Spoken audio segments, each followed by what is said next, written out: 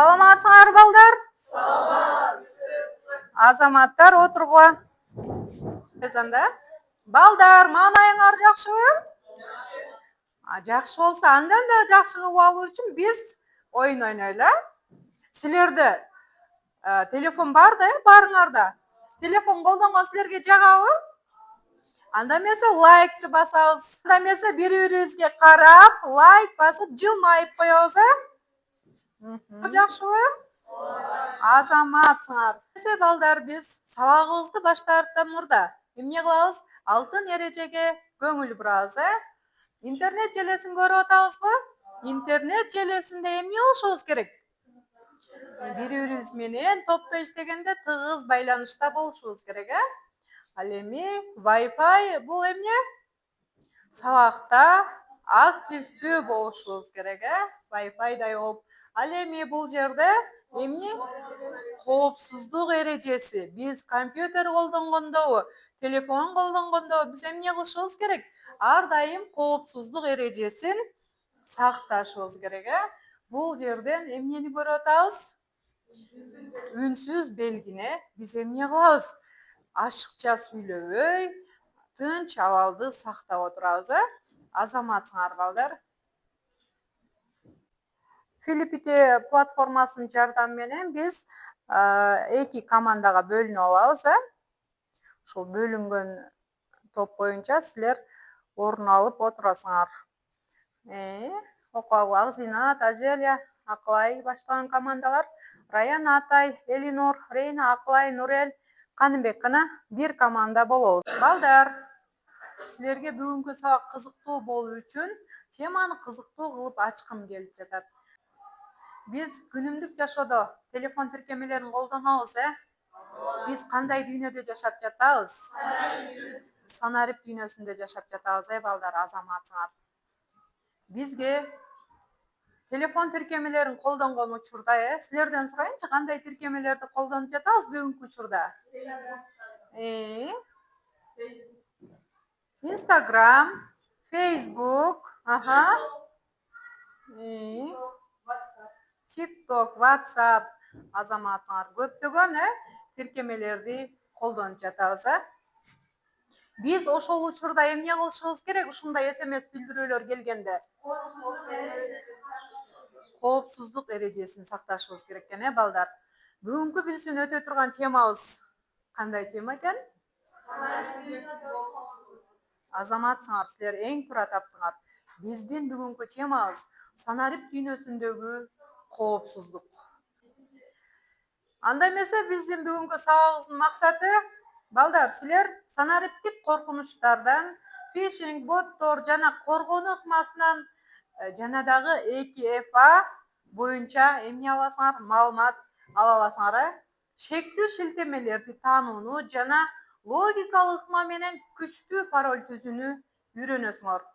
Интернетте жеке маалыматтарды бөлүшүүдө санариптик гигиенаны жана этияттуулукту сактоону билесиңер. Балдар, экранга көңүл бурабыз. Анда эмесе биздин теманы изилдейбиз. Санарип дүйнөдөгү коопсуздук эрежелерин сактоо үчүн бир нече эмнеге көңүл бурушубуз керек. Андыктан ушул видеолор аркылуу силер эмне кыласыңар? Изилдөө жүргүзөсүңөр. Эгер силер видеодогу каармандын ордунда болсоңор, кандай 3 коопсуздук эрежесин колдонот элеңер? Каарманга кандай кеңеш бересиңер? Анда эмесе видеого Санарип командасына видео кетип жатат.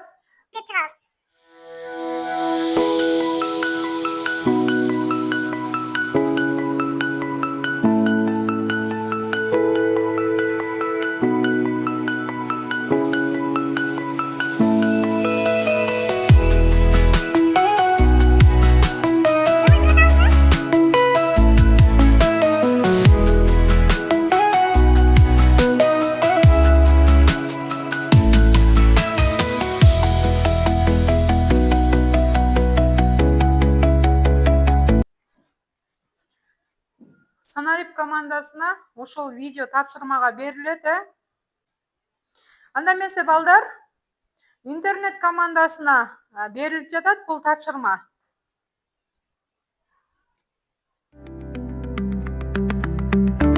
командасы жакшылап көңүл бурабыз.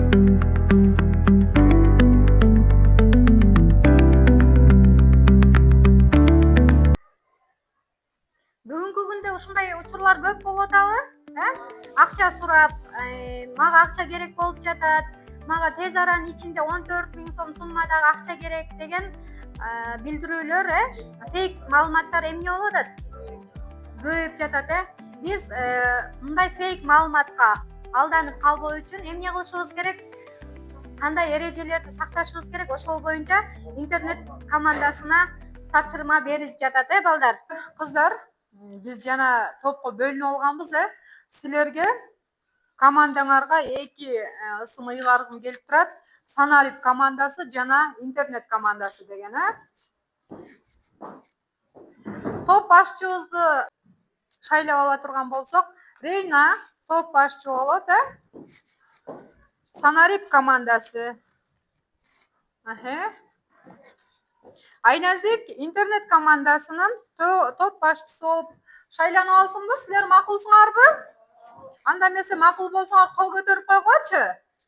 Бир добуштан бергиле, макулсуңарбы? Ушу Айназик менен Рейна топ башчылары болуп шайланды, азаматсыңар. Балдар, топко бөлүнгөн боюнча бул жерге иреттешип жайгаштык. Анда эмесе экранда көрүнгөн тапшырмага силер изилдөө жүргүзөсүңөр. Жана дагы бүгүнкү күндө эми кимдер көбөйүп кетти? Интернетиңизде. Жалган маалыматты тараткандар көбөйүп кетти. Же болбосо эмне деп койсок болот? Шылуундар көбөйүп кетти. Ошол шылуундардан биз кандай кылып сактана алабыз? Алар кандай маселелерде бизге кайрылып шылуундук кылып жатышат? Силер ошол боюнча изилдесиңер, Силер болсо коопсуздук эрежелерин кандай кылып сактайбыз? Ошол шылуундарга алданып калбоо үчүн, ошол боюнча силер изилдөө жүргүзсөңөр болот. Силерге балдар убакыт берилет. 5 минутта убакыттын ичинде силер эмне кылышыңар керек? Изилдөө жүргүзүп, берилген тапшырманы аткарууга жетишиңер керек, Анда эмесе баштадык.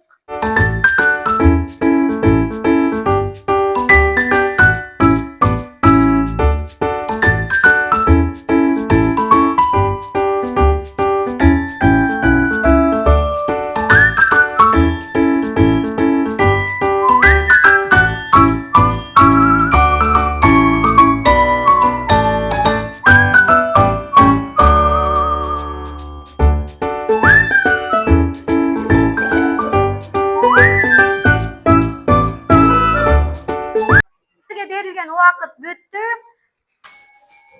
Кайсыл команда? Санарип командасы, азаматсыңар. Санарип командасы изилдөөгө жетишиптир. Биз санариптик дүйнөдөгү коопсуздук эрежелерин кантип сактайбыз ушул боюнча иштедик. Бул биринчи белгисиз ссылкаларга кирбөө. Азыркы заманда технология өнүккөн заман. Ошондуктан бул технология өнүккөнү менен катар ссылкалар да көбөйүп баратат. Ссылкаларга мисалы билбеген адамдар кирип алса, ал жактан өзүнүн картасындагы акчаларын же болбосо өзүнүн жеке документтерин, паспортторун алдырып ийиши мүмкүн да. Экинчиси, бул жерде чоочун белгисиз номерлерге жооп бербөө. Азыркы учурда номерлерди взлом кылып, контакттагы адамдарга жазып, акча суроону аябай эме кылып алышты. Мисалы үчүн бул модага да айланып кетти бул нерсечи.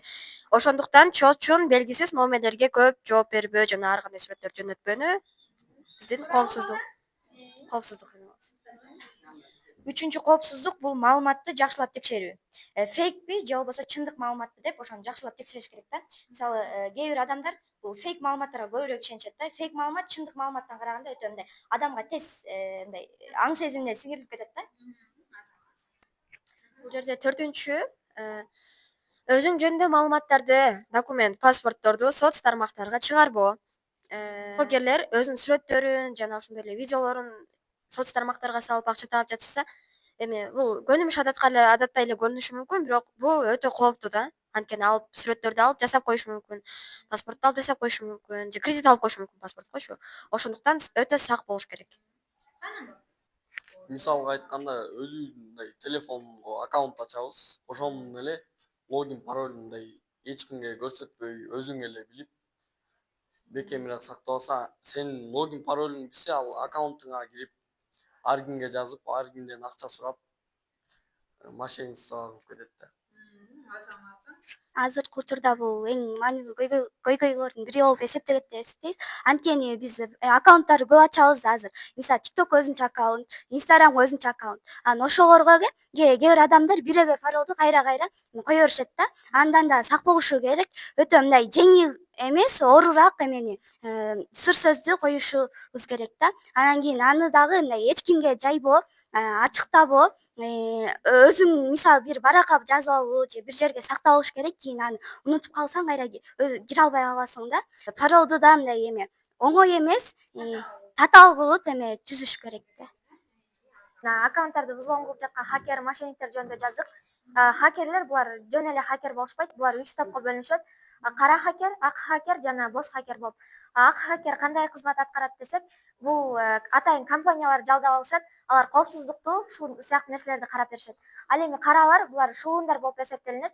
Булар башка адамдардын аккаунттарын взлом кылышып, мындай өзү жөнүндө жалган маалыматтар таратышы мүмкүн. Ал эми боз хакер болсо, булар жалган маалыматтар таратпайт, бирок кээбирки мындай маалыматтарды коопсуздук эрежелерин бузуп коюшу мүмкүн. Мошенниктер булар болушунча кара адамдарды алдап, SMS аркылуу код жөнөтүшүп, акча сындырып алууга аракет кылышат. Биз мындай жөнөкөй тил менен түшүндүргөндө, көбүнчө мошенниктер мындай кара адамдарды бата алдоого аракет кылышат деп айтабыз да. Анткени кара адамдар мындай телефонго көп түшүнбөй, жана башка нерселерди чалса айтып, жана башка нерсе кылып алышы мүмкүн деп айтабыз да.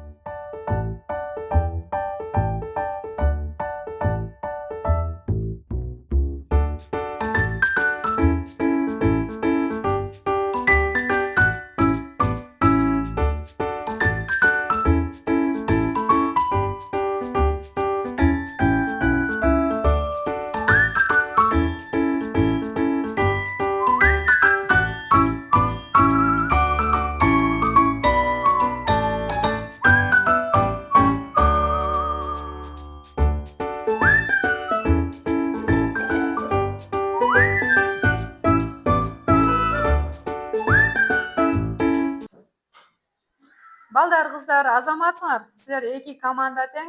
Абдан сонун изилдөө жүргүзүп бердиңер. Силердин оюңарга толук кошуламын. Анда эмесе мен дагы теманы тереңирээк түшүндүрүп берсем силерге. Балдар, биз санарип дүйнөдө бүгүнкү күндө толугу менен жашап жатабыз, Санарип дүйнө бизге кызыктуубу? Кызык, Биз телефонсуз жашообузду элестете алабызбы? Элестете алабыз, элестете албайт экенбиз, Биз телефон аркылуу, телефон тиркемелери аркылуу бүгүнкү күндө көптөгөн эмнелерибизди, жумуштарыбызды аткарып жатабыз, Ошол менен эле катар биз санарип дүйнөдө коопсуздук эрежелерин аткарууга эмнебиз, милдеттүүбүз, Биз кандай кылып аткарабыз? Доска көңүл бурабыз экранга, балдар. Фишинг бул деген эмне? Балык кармоо.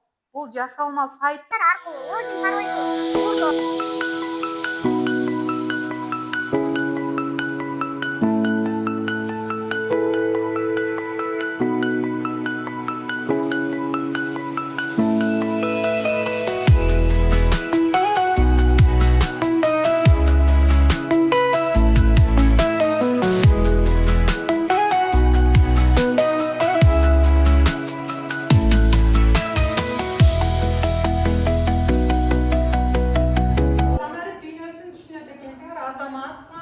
Санарип дүйнөсү бизди эмне менен курчайт? Интернет болгондуктан биз санарип дүйнөсүндө жашап жатабыз, Интернет бул эмне экен? Чоң мүмкүнчүлүктөрдүн мейкиндиги, бирок коркунучтар да бар. Этият болуу коопсуздуктун эмнеси болот? Ачкычы болуп эсептелет, балдар. Жашыруун коркунучтар деп биз эмнени айтабыз? Жашыруун коркунуч, жалган маалыматтар. Интернетте адамдар жалган маалымат берип, өзүн башка адам катары көрсөтүшү толук мүмкүн, Мисалы, Раяна айта койчу. Адамдар башка адам катары өздөрүн кандай көрсөтүшү мүмкүн? Булардын биринчисине жалган маалымат экен, анткени өзүңдүн сүрөттөрүңдү же болбосо андай өзүң жөнүндө маалыматты башка соцтарга салганда, аны башка эле адам көчүрүп алып, башка адамга жиберип, сенин атыңдан эме алышы мүмкүн да. Misal üçün senin atından adan akça suraşı mümkün. Benim Rayana деп сөйлөшү мүмкүн эмес ошол. Азаматсың. Бул жерде дагы ким жооп бергиси келип атат? Рейна, сен айта бер. өзүбүздүн эле тууганыбыз деле болуп калышы мүмкүн да. Ошол адамдар сенин сүрөтүңдү алып алышып алат. WhatsApp'тын профилине, Instagram'дын профилине коюшуп, сенин атыңдан башка мисалы өзүңдүн туугандарыңа, ата энеңе мен авария болуп калдым, мен бул жерге кармап кетишти, мага мынча сом которуп койгула десе, кээ бирлер ишенет. Ал эми жана видео роликтен көргөндөй, жана эжеге окшогондор ишенбей кайра ал маалыматты такташат да. А кээ бир мисалы карлар ага ишенбей акчасын которуп коюшу мүмкүн да, толук ыктымал. Азаматсың Рейна. Бергим келип жатат. Сен бүгүнкү сабакта абдан сонун активдүү катышып жатасың, Крипто системада эки ачкыч колдонулат. Биринчи ачкыч менен документ шифрленет, экинчиси менен эмне болот? Шифрленген документ ачылат. Биз муну кандай түшүнөбүз? Биз алгач эле аккаунт ачканда бизге эмне болот? Пароль берет. Ошол парольду биз аккаунтубузга киргизүү менен уруксат алабыз, уруксат ачкычын алат экенбиз. Ал эми биз кайра ошол үйүбүздө эмне кылабыз? Аккаунтту биз үй катары элестетишибиз керек экен, Бизге коопсуз болуу үчүн биз өзүбүздүн ачкычыбыз менен эмне кылабыз? Кулпулап коебуз. Кулпулап бекем болушубуз керек экен. Ошол нерсени жакшыраак түшүнгүлө балдар. Балдар, шектүү шилтемелер жана билдирүүлөргө кандай карайбыз? Мисалга алганда, шектүү шилтемелерди биз ачпашыбыз керек экен, Шектүү шилтемелерди ачпоо зарыл, алдамчылар жасалмасайчы билдирүү аркылуу сиздин логин жана паролуңузду эмне кылып алышы мүмкүн экен? Уурдап алышы мүмкүн экен. Бөтөн билдирүүлөрдөн биз эмне кылабыз? Сак болобуз. Бөтөн адамдардын билдирүүлөрүнө ишенбөө керек.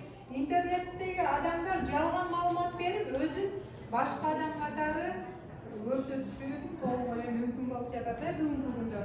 Биз балдар эhtiyat болуу коопсуздугун сактоо үчүн эмне кылышыбыз керек? Эки факторлуу аутентификация түзөбүз. Экранга көңүл бургула, экранда карап турсаңар, бул кызыбыз эмне кылды? Блокнотун таштап кетти. Бунун ичинде өзүнүн сыр сөздөрү бар болчу. Мындайча айтканда, аккаунтунун пароль, логини бар болчу.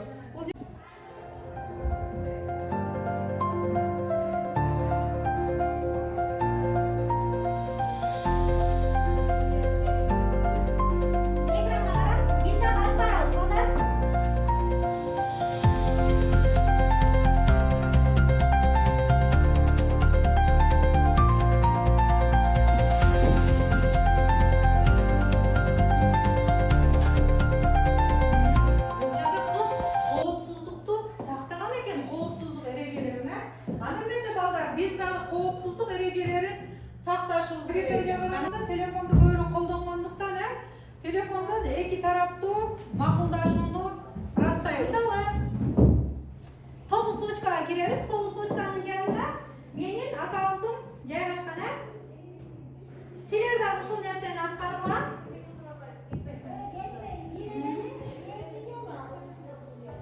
Силер дагы ушул нерсени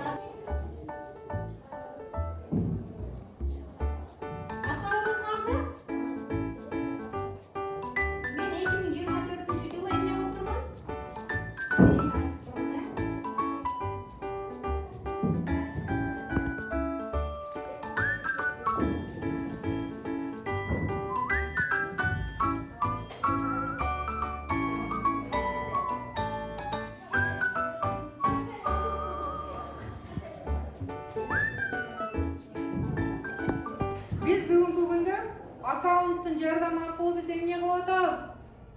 Көптөгөн тиркемелерди колдонуп жатабыз. Ошол аккаунтубузду биз кандай паролдор менен коюп атабыз? Өзүбүзгө жеңил болгон, мисалга алганда 1ден 6га чейинки же болбосо 1ден 9га чейинки цифралар аркылуу бизге оңой болсун деп коюп алып атабыз. Ал үчүн биз татаал эмне түзүшүбүз керек балдар? Татаал пароль түзүшүбүз керек. Татаал пароль түзүү үчүн биз эмне кылабыз?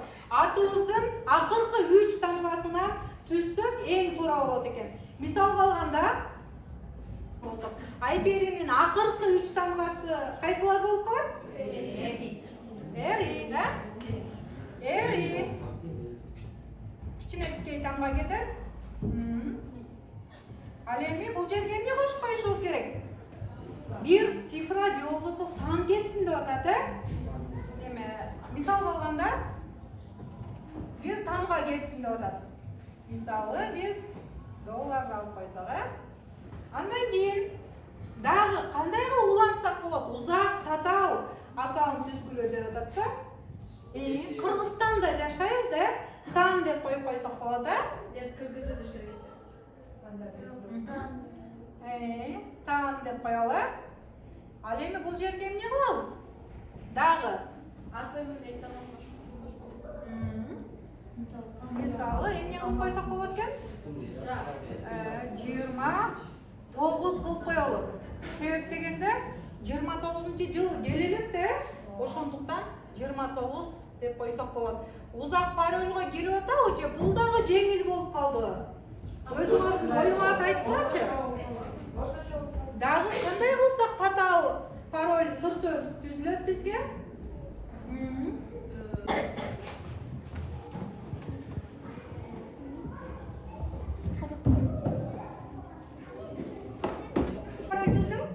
Бул мындай баштапкылардан алып эле, мисалы үчүн өзүңө жаккан цифраларды кошуп эле. Өзүң эле билсең болду да. Мисалы үчүн сенин кайсы цифра сага кайсы цифра жагат экенин эч ким билбейт да. Ошон үчүн эч ким оюна келбеген. Элементарный сөздөрдөн алып койсоң. Азаматсың? Экранга көңүл бурабыз. Бул Qzis платформасындагы оюн. Сабагыбызды бышыктап жатабыз. Бул жерде бизге код чыкты. Ушул кодду теребиз. Компьютерден каласыңар, телефондон деле берип кире берсеңер болот, өз аккаунтуңар менен иштейсиңер. Ана анда эмесе баштадык. Терип атабызбы?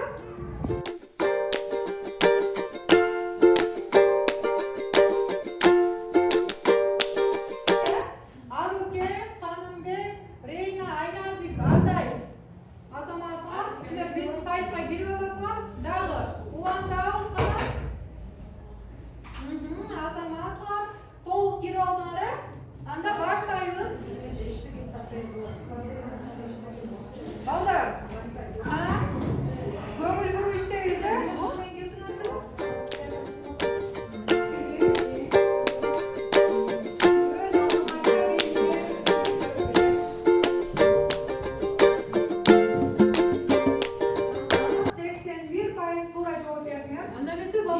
Biz Bambusel platformasынан силерге тест даярдадык.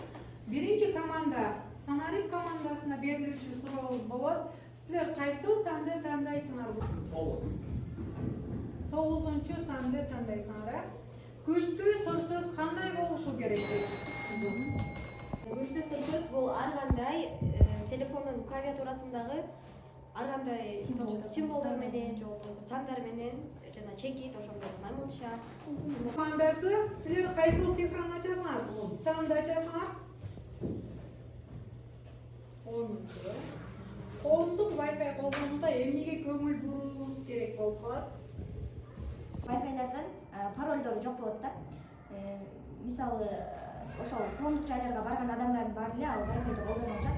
Ошондуктан бул Wi-Fi'дин деле зыяндуу жактары бар болуш керек деп ойлойбуз. Анткени паролу да жок болуп атат, ар бир адам кирип чыгып атат ал Wi-Fi менен.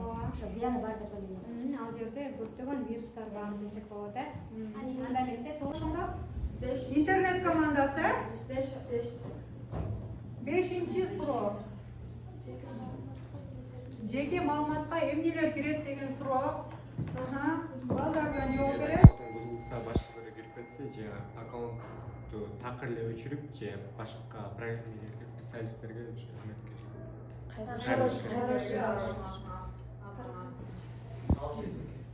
Алтынчы антивирус программасы эмнеге керек? Антивирус программасы бизге эмне үчүн керек? Вирустардан коргон үчүн биз сөзсүз түрдө антивирус программасын орнотушубуз керек экен,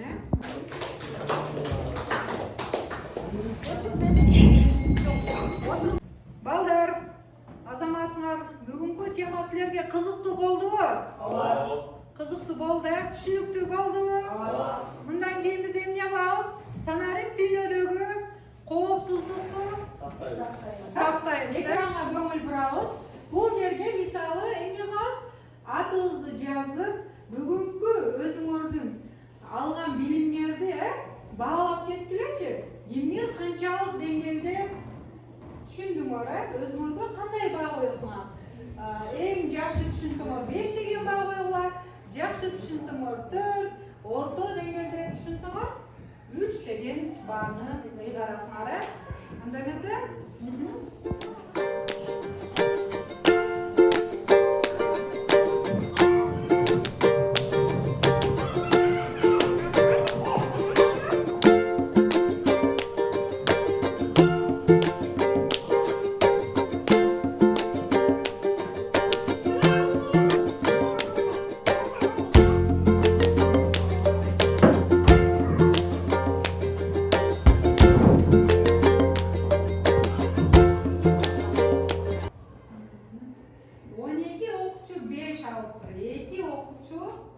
Жакшы деңгээлде түшүнүптүр. Баарыңар кыскасынан баарыңарды жакшы деңгээлде түшүнүпсүңөр, балдар. Азаматсыңар. Анда эмесе үйгө тапшыр.